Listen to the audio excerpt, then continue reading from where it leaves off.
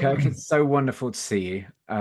Thank you so much for coming to talk to us at Task. It's a real privilege. I was thinking about how to introduce you. I've got just a couple of ideas. So you're obviously a psychologist, a leading spokesperson for contemporary existential-humanistic and existential-integrative psychology. You're adjunct faculty at Saybrook University and at Teachers College Columbia. You're the co-founder and current president of the Existential Humanistic Institute. You've authored and co-authored so many books around the polarized mind, existential integrative psychotherapy, awakening to awe, and most recently on life-enhancing anxiety, key to a sane world. And then one of your most recent projects is the Experiential Democracy Dialogue, hosting multiple-hour conversations that are absolutely fascinating on various difficult and controversial topics that they're just so captivating. So I'm so grateful that you've accepted my invitation to come have this conversation for our podcast. I'm very glad to be here, Robbie, and I really appreciate your group and our audience here. So fantastic, thank you. Forward to the dialogue. Yeah. So I wonder if we could just start talking about kind of the polarized mind and kind of your journey to arrive at that as something to write about, from kind of existential and humanistic ideas to then your work on that topic. Yeah, that's been a very long brewing idea for me. I've really been interested in politics since I was a little kid. My father in particular was very tuned into the political scene. And we had many conversations about it through the years. My mother as well, actually. And I guess I felt at a certain point, maybe it was around the time of the Iraq War. The US got involved in Iraq soon after 9/11, the explosion there, where it seemed that the country, the US, just moved into a very reactive and reactionary position. And pervasively lost a sense of the complexity of the situation. I mean, it was a horrible event in our history, no question about it. Some 3,000 people got killed. But I thought the way our president at the time handled it and other officials around him was very disturbing. How they closed ranks so quickly, coming from a fear-based position rather than a more deliberative and presence-based position, and went right to war, basically, and in a rather slipshod way, because they went into a country that, as it turned out, had very little to do with the fomenting of the violence in 9/11, meaning Iraq. And in any case, I felt increasingly that our existential and humanistic therapy and ideas were very relevant here, especially around dealing with fear and around how we can co-create a more presence-based and vital world, and it just seemed to me that we were sort of confining the riches of our approach to working with individuals and to the consulting room, et cetera, and it had so much more application. And that was the time where I was beginning to think more and more about how our theory could inform an understanding of what's going on here. And so I was beginning to develop the idea of the polarized mind and the experiential democracy dialogue, which came out of that as well. And the polarized mind being basically the fixation on a single point of view to the utter exclusion of competing points of view. Mm. And it seemed to me that it had a very psycho spiritual, psychosocial basis Mm. to it that clustered a lot around our inquiries around fear, and Mm. especially primal fear, which I would call anxiety, Yeah. the primal terror of the unknown, which is rooted very, very deep in our emergence into the world. Yeah. And I came around to Otto Rank's ideas as being one of the most useful elaborations Mm. on that concept. Yeah. Could you talk a bit more about what Rank said and how that's relevant, especially today, and how polarized we are? Yeah, well, Rank really uh, moved us toward the beginning, Mm. beginning. Mm. I mean, beyond even the our evolutionary sort of our primitive reactions to danger, which make a lot of sense, and of course, a lot of psychologists refer to that as the basis for how we react in a aggressive, violent way, Mm. uh, in a very narrow way. Mm. But Ron points out that even before that, we're all born, Yeah. and we're most vulnerable, most impressionable, way before prior to ancestry, Mm. when we are emerging from that radical shift between relative non-being and unity with the mother, with the cosmos, to the sudden abrupt being Mm. and chaos that we come into. Yeah. And that seemed really fundamental in terms of our existential problem. Mm. As Ernest Becker puts it, it's not only this or that wound that's the problem, it's life that's the Mm. problem. And we all deal with that, I believe, at some level. Of course, Yeah. Becker really predicated his work on Mm. Rank and Kierkegaard, but I found so much richness in Rank's notion there, because it seemed to me it had so much to do with this primal terror of the unknown, the Yeah. radically unknown. Yeah. We were just ejected into the world. Of course, Heidegger talks about this as our thrownness Mm. toward death, Mm. thrownness into existence. Yeah. This is when we begin to discover differences. This is Mm. Rank's whole psychology of differences and Mm. of difference. Differences in ourselves from how we were in the womb, Mm. in that passive receptive mode, and suddenly we're dealing with all kinds of impulses and fears and feelings that Mm. we had before. Differences between ourselves and our parents, uh, or those who receive us, the broader Mm. world.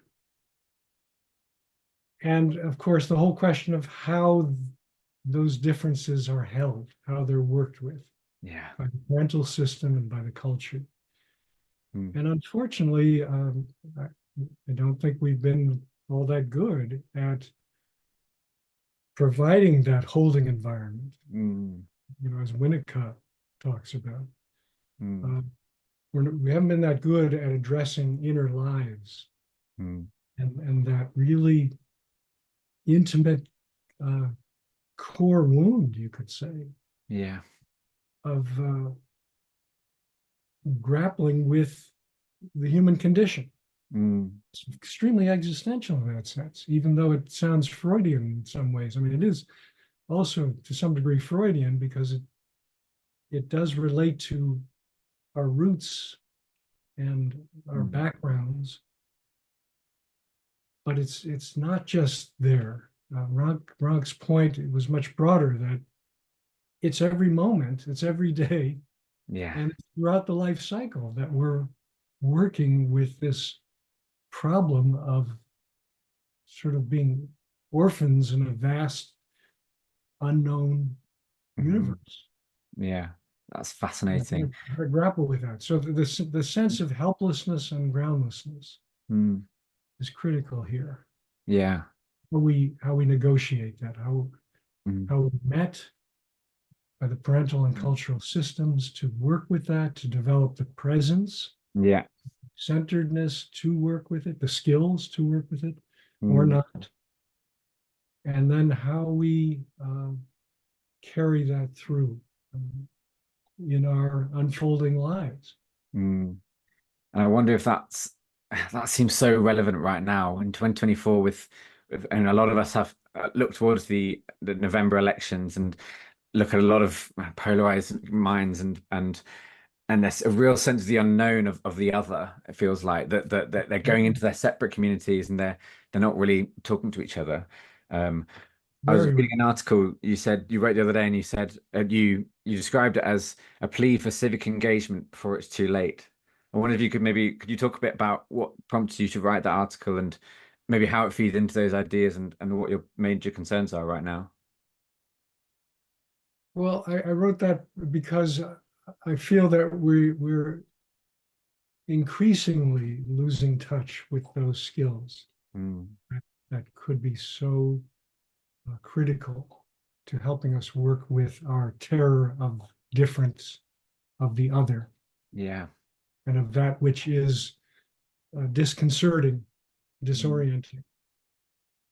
Uh, it seems to me we're even more alienated from those capacities uh, as we move toward this increasingly technocratic world mm, where we're increasingly reliant on the machine model for living, quick yeah. fix, instant result model for living, if you Mm, will. Uh, so, where is there room within that mm, to cultivate those kinds of skills to become more present? By present, I mean the holding and illuminating of that which is palpably significant within the self and between self and world. yeah. That takes a good deal of time, of effort, Mm, uh, of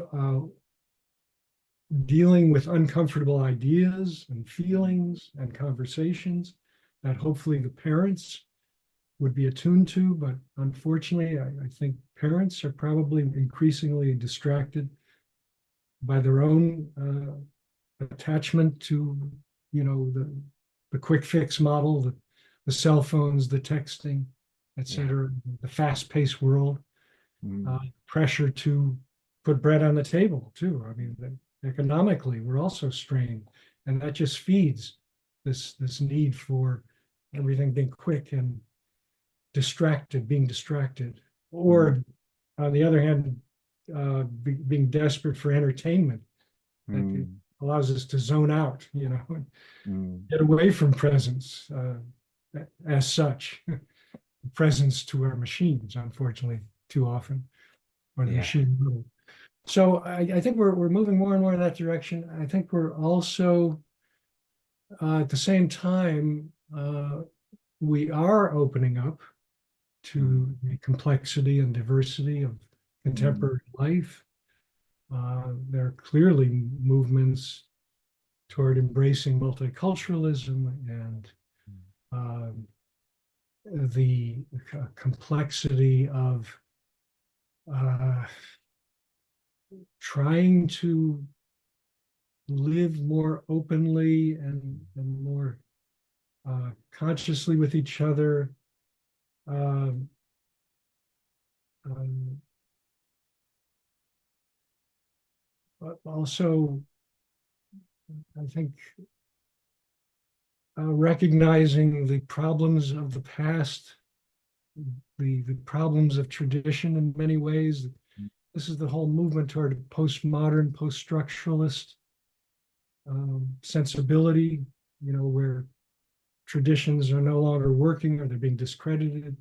we're seeing old monuments being smashed, Yeah. literally, because so much of our past was hateful and oppressive and polarized Mm. and, dehumanizing, Mm. and for other reasons, not because of the machine model so much. But I think we've always been preoccupied with the sort of the holy grail, the answer. Mm. We're looking for it in religion and ideology and so on.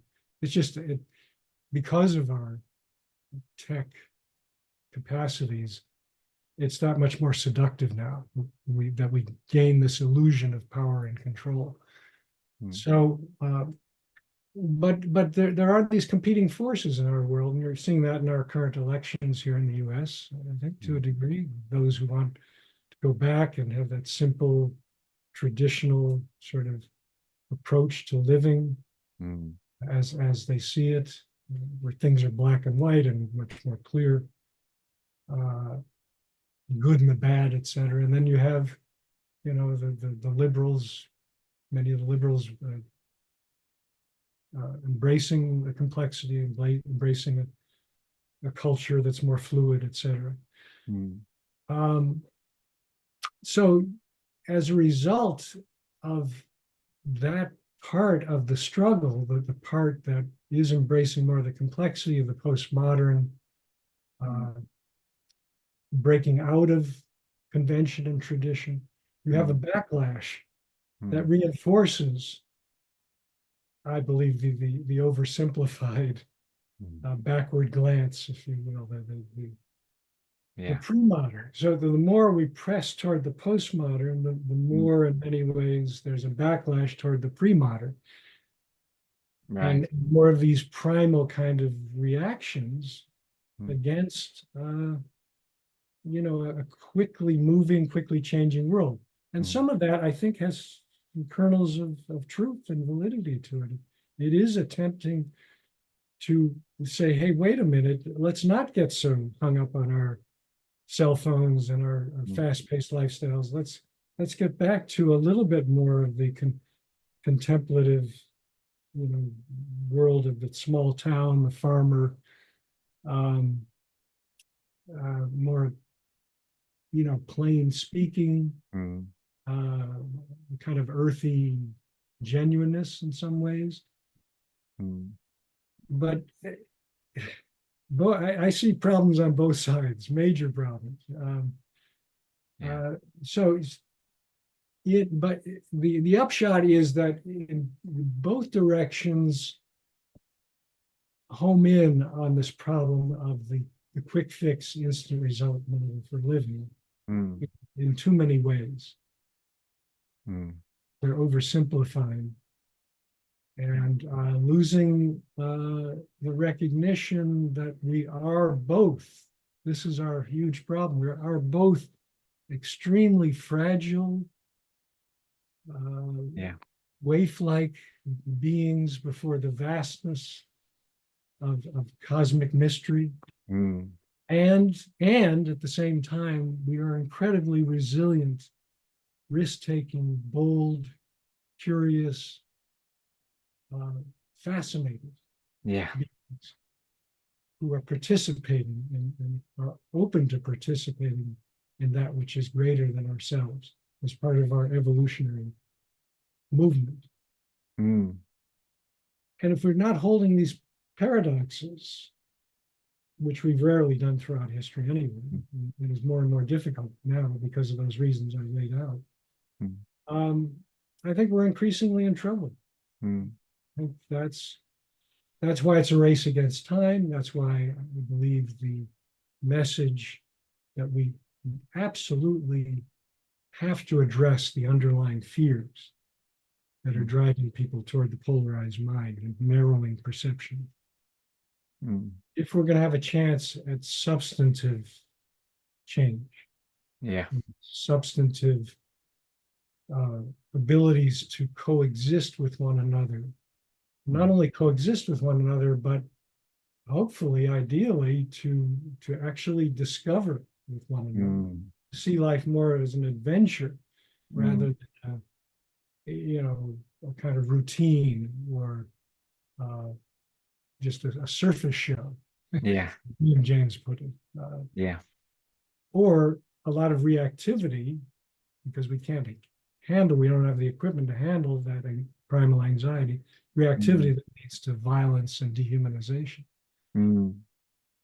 From what So, you've been from what you've been saying, it really it reminds me of kind of what Emmanuel Levinas wrote about welcoming the other and about being open to different perspectives and not having a, this is the truth, this is the way to go, but actually being able to hold different perspectives is a real challenge for a lot of people in our, as you say, our quick fix oversimplification culture. They'll be able to say, well, I agree with you in lots of things, I don't agree with lots of things, and that's okay, rather than putting people in boxes. And that just feels so crucial given, what there's this election that's looming and we a real a plea, as you call it, for really coming together and realizing that fundamentally, we're worried about the same things in lots of ways, and we're not yes, not that different. If we come down to it, a lot of our fears they'll take different guises, but they're often about the same things, just in different ways. I wonder. yes, this terror of being helpless and groundless Mm, without mooring seems to mm, me to be a cross-cultural, very commonly human, mm, commonly human experience. And of course, yeah, there are different styles and ways of coming into the world mm, with that sense of groundlessness and helplessness. I mean, we mm, have, in some ways, a kind of rude, you know, sterile setting for that with the doctors and the harsh lights, and mm, the noises of a hospital or whatever. And other people might do it in the fields mm, or in more naturalistic settings. But I think it's hard to get around the idea that when we start off, we're all pretty darn fragile and vulnerable and shocked, yeah, shocked. The tunnel we come out of uh, and come into, and then the world that we suddenly open up to, the difference we come into. So that's another piece to this that I think at least at deeper levels could relate to all of us. mm, And the question is, how do we creatively address that? mm. What modes do we use to help people find at least some tools to work with that basic crucible? Mm. I remember you've written about how polarization can skew conservative, and I wonder if there are maybe um, people or ideas from the left that are more conducive to that openness to a saying of accepting people for in their own circumstances and realizing that people don't just get their opinions out of nowhere, that there are, well, limitations, and there are circumstances that cause these issues we're having, that maybe the left maybe understands in a sense that can bring to these conversations. Yeah, my personal experience and the evidence Mm, indicates pretty strongly that conservative folks tend um, tend to identify more with authority mm, and with a kind of a more rigid uh, uh, framework for seeing the world, more mm, black and white, good and bad, mm, and are just generally less open mm, in many ways than people you might call liberal. On the other hand, I think that the liberals can sometimes their dark side or shadow side can be that they're they're too radically open in a way, or maybe naive about what it means to. And I think Nietzsche touched on this too, naive about what it means to break apart the traditional and the sort of safe and familiar, mm, and come into the radically unknown, mm, and how that can lead to a kind of nihilism. mm, And a sort of helter-skelter mentality that maybe gains in breadth, but loses in depth in Mm. some, because Yeah. who can handle that degree of openness and of almost aimlessness in terms of living? So there's these sort of two basic forces. But yes, generally speaking, it's been a kind of liberal sensibility that has brought much of psychology and these bridge building dialogues to the fore in Mm. recent years, and that are attempting to, clarify how can we learn from each other? Mm. How can we live and let live, Mm. as opposed to drawing hard lines Yeah. between each other? And I guess I would see this form of liberalism as a move toward what I call a fluid center, Mm. where there is a great deal of fluidity, there's a great deal of flexibility and evolving in the moment, Mm. openness to often uncomfortable ideas, feelings, conversations, Mm. but with uh, a sensitive recognition or sensitivity Mm. to um, to the problem of our fragility as well, and Mm. that these things can't and probably shouldn't happen overnight. It takes time, and that it often takes a structure Mm. to foster these kinds of transformations in people. Yeah. That's why the experiential democracy dialogue, which is a one-on-one approach to conflict mediation, Mm. does have a pretty strong structure to it, as Mm. do other bridge building dialogue approaches like Braver Angels. Mm. Because we found that these kinds of conversations can devolve very quickly if people just jump into them Yeah. without preparation, without a recognition of again how powerful those core wounds are, how Mm. far they go back and into our fundamental relationship to existence, Mm.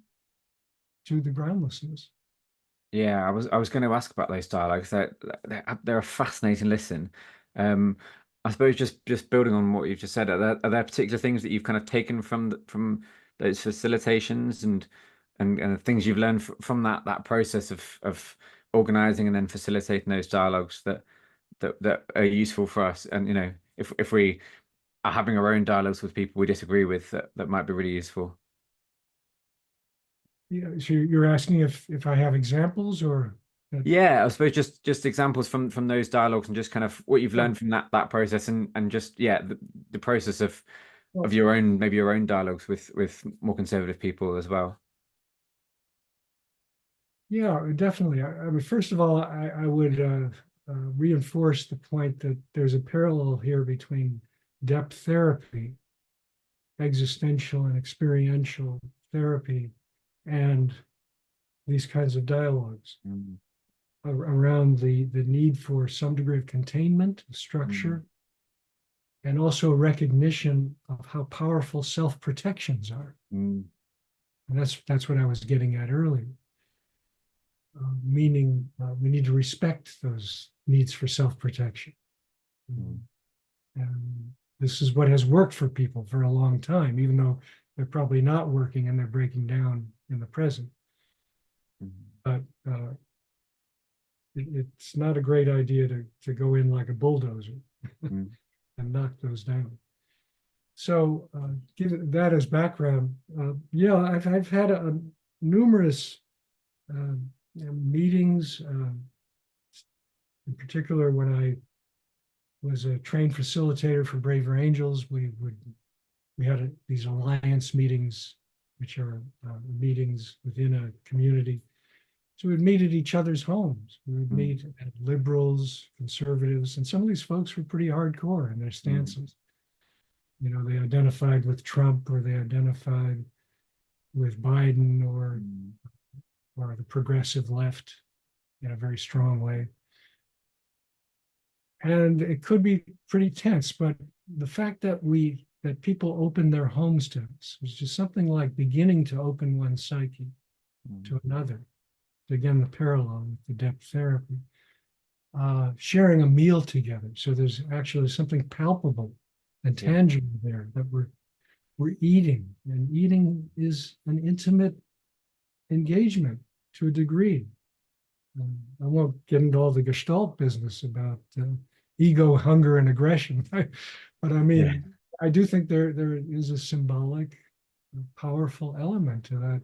We're breathing on each other. We're opening our mouths to each other. We're digesting together, and we're also putting our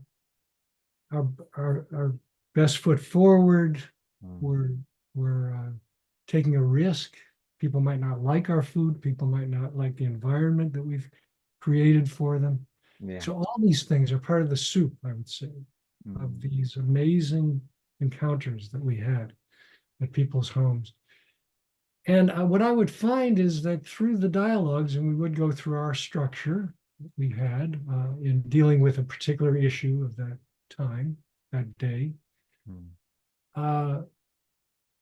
what we would find, I would say significantly more often than not, is that by the end of our hour and a half or so, 2 hours together, we didn't usually make changes in terms of ideology. So we pretty much maintained our own stands with our ideology. And this is even over repeated times meeting with each other. We would do this over several years. But what did shift was a sense that I could connect with this person. You know, themes came out, kind of unexpected themes. Maybe something about their house, or a painting you noticed that you liked, or they had a roommate that seemed very friendly that came out, or something about their backgrounds. Because sometimes we would engage in personal anecdotes, stories. It was almost the incidentals that would lead to a humanizing of those contacts that were very unexpected, at least for me, and I think a number of people.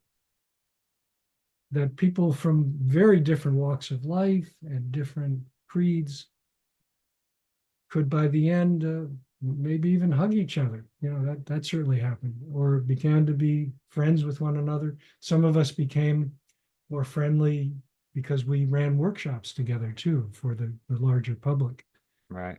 That was one of the outcomes of these alliance meetings, is running workshops. Collaborating together brought this up as well. So it's a lot around a shift in many cases toward feeling like I could be a friend of this person, or at the very least, I can sit with them and be present to them. Right. And relate to some of the things they were talking about too, because that was one of the questions, or one of the exercises in the framework was, are there any kernels of truth to what your partner believes? Challenging for a lot of people, I can imagine. Very, very, but growthful. I think it was a really important sort of template for what could be. And that's a reason why I feel so strongly that these kinds of approaches Mm. need to be much more available Yeah. on a scale to help people address what I call emotionally impoverished relationships. Mm. That's at the bottom of a lot of what's driving the polarized mind. Could you talk And more about those relationships? yeah, as I was um, speaking about before, the um, it seems that there are fewer and fewer places where kids and adults can take the time to really work with, stay with that which is different, uncomfortable Mm. in themselves and between themselves and others. And that has a lot to do with our socioeconomic structure and system, as I was alluding to before. Mm. The emphasis on the quick fix, instant result, Mm. the seduction of an oversimplified view of life, um, the seduction of um, staying with one's self-protection Mm. when one never learned that that could be a problem Mm. until a crisis came up, and then they reacted like a loose cannon. Mm. Um, so there's a profound lack of what I would call emotionally restorative relationships Mm. in our country, and I think in many societies like ours. Mm. By emotionally restorative relationships, I mean relationships where people feel heard and seen, Mm. and they get at the root of their problems. Mm. And again, you can see how parallel this is to what we might call existential depth psychotherapy. Mm. These sacred spaces, Mm. working spaces, sanctuaries, Mm. um, non-dogmatic Mm. secular sanctuaries Yeah. that enable people to go really deep and to Mm. connect with that which really matters Mm. about their lives and the lives of those around them.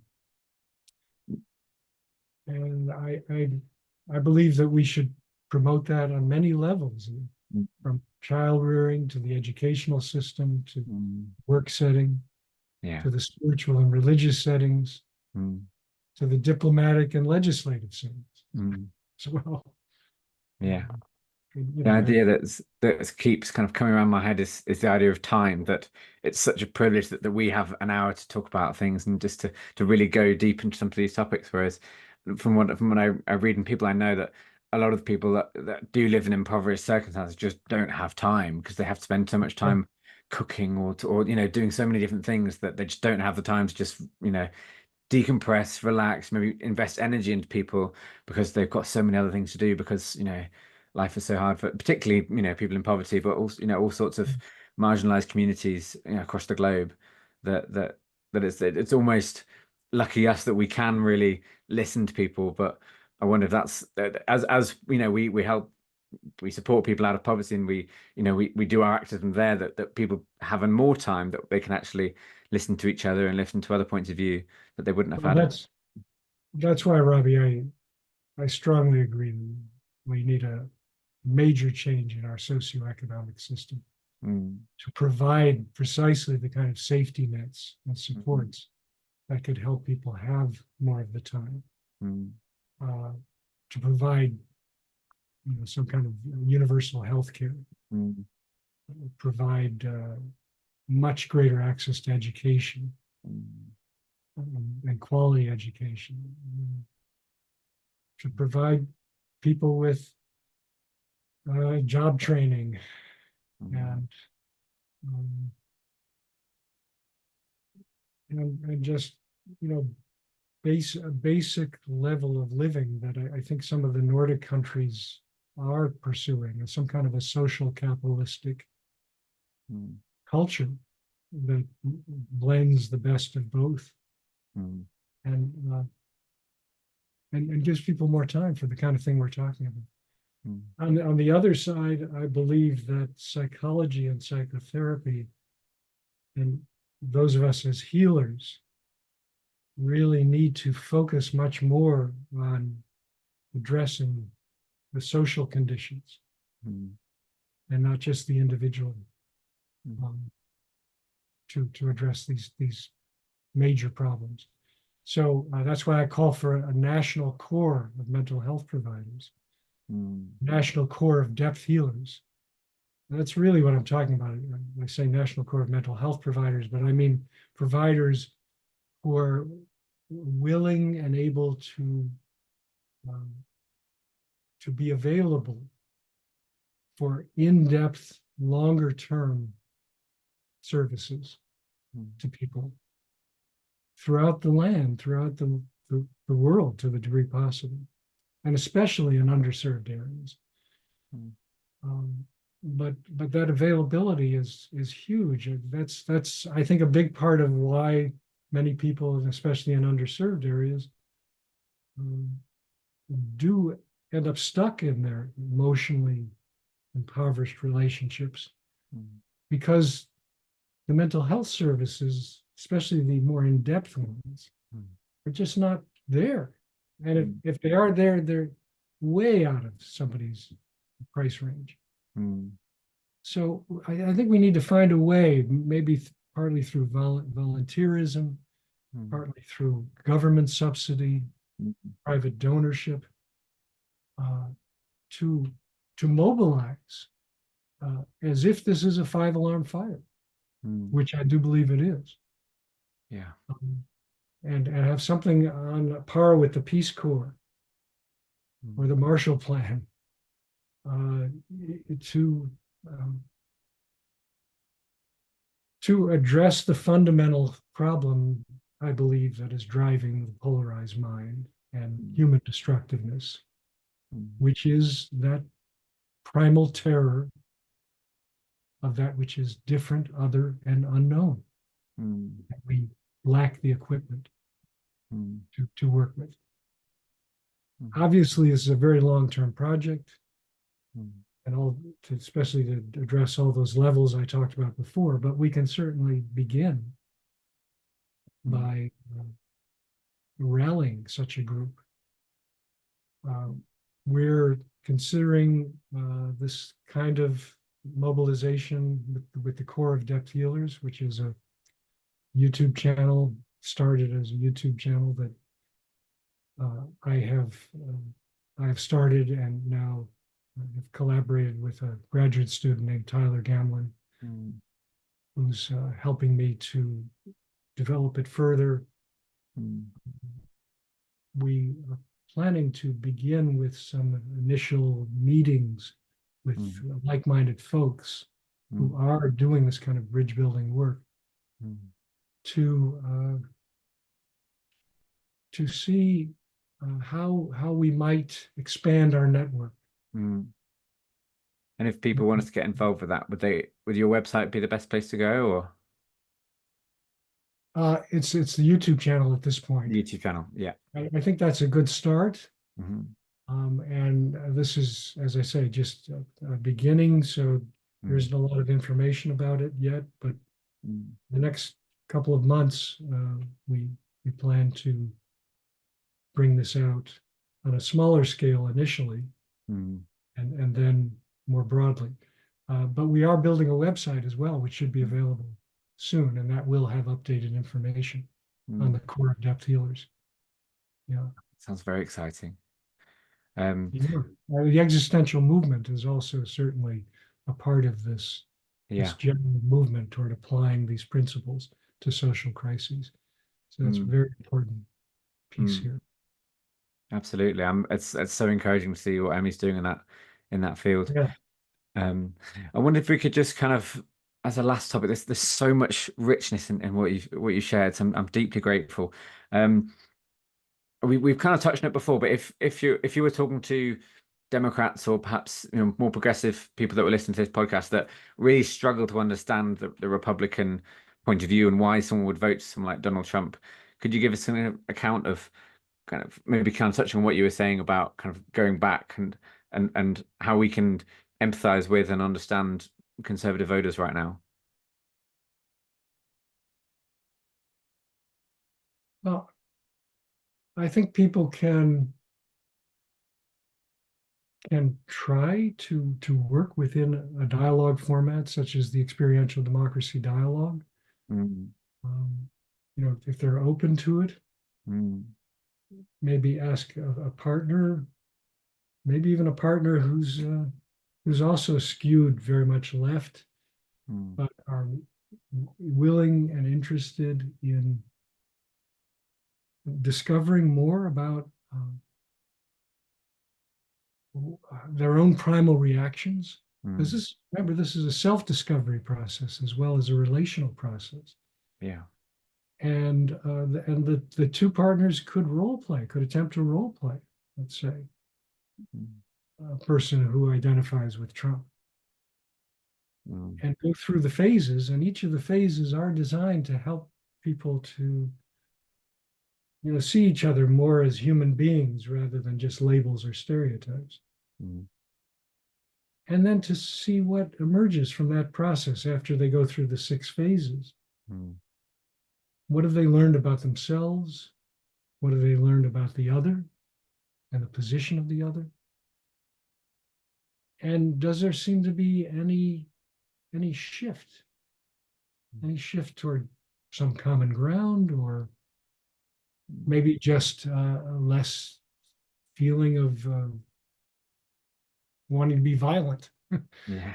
that person with that other, or Yeah. or wanting to just dismiss them Mm, and you know put them in a really dehumanizing category, or mm, just avoid thinking about that other side mm, altogether.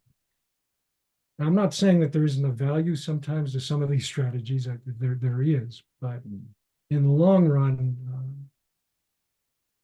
those strategies are not going to be addressing the problem. We'll be rearranging deck chairs on the Titanic, Yeah. as I'm fond of saying, because I think it's so relevant to Yeah. what is happening today. We're Mm, we're dealing so much with externals and mm, even external change, mm, and maybe in a positive way in certain ways, mm, but if we're not helping people to address their inner experience mm, or their whole body experience of their identification with a particular stance, mm, then we're not providing the tools that I believe are necessary to longer term change and to substantive change and substantive abilities to be with each other. mm, We'll be skimming the surface with each other. mm. Performative. It'll be much more performative than really feeling each other. Yeah. And from there, attempting to uh, discover with one another, um, and also form more informed boundaries with Mm. one. There's been a lot of research. I'm just thinking on kind of relational depth and about kind of that openness and collaboration of working together that it just seems impossible if you're so polarized and you're skimming, which is such a great image. You're not going into anything deep and you're not open to learning from the other. And that's yeah, fascinating. Um, you mentioned earlier about kind of, people have other strategies. I wonder if you could maybe just give us an insight into maybe your own experience of polarization. If you reflect on a time when you were particularly polarized on a particular issue and kind of your process to maybe overcome that and what that was like as an experience for you. Great question. For sure. I am and I have been very polarized. And that's a lot of where my own philosophy has come out of, having seen and being very disturbed by how rigid I could be, how narrow I could be. A lot of that began with early childhood trauma, which I've described in other places that in depth. But Mm, uh, I've learned very personally how trauma, how primal wound, primal terror of the mm, unknown, of the groundless, the feeling helpless, can lead to all kinds of cover-ups, from from dissociation to angry to rageful outbursts, destructive outbursts, to hateful approaches to myself, to others,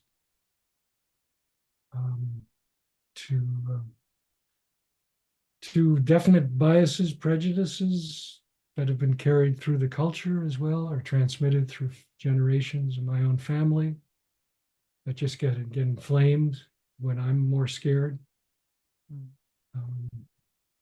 And I think this has been shown a lot in research too, especially with terror management theory and related research. When we're scared, we're as far away from deliberation and presence as can be. We're very much in that fight and flight mode. I'm very much in a defensive, reactive stance, rather than responsive. And so I've tracked that. I've seen it. I've worked with it in my own psychotherapy, very in depth. I feel that those have all been great gifts. I'm by no means resolved with it, and it comes out every now and then when I throw something at the television, or hit my hand on a hard wall, or yell. I don't do it too often. I don't yell at people, but I just defensive reactions. And this, by the way, this can happen very much on an individual as well as social level. I mean, I believe the polarized mind is integral to what we call psychopathology. It's these defensive stances that we take as individuals, whether they're highly constrictive, depressed positions, withdrawn positions, fearful, isolated positions, or they're extremely hyper expansive, lashing out, physically, emotionally destructive, reactive, inflammatory positions. Identifying with drugs that bring us into those kinds of arousing and grandiose kinds of sensibilities, or certainly positions of narcissism, etc. It's again going back to that core problem of, can you work with the fear? Can you stay with it?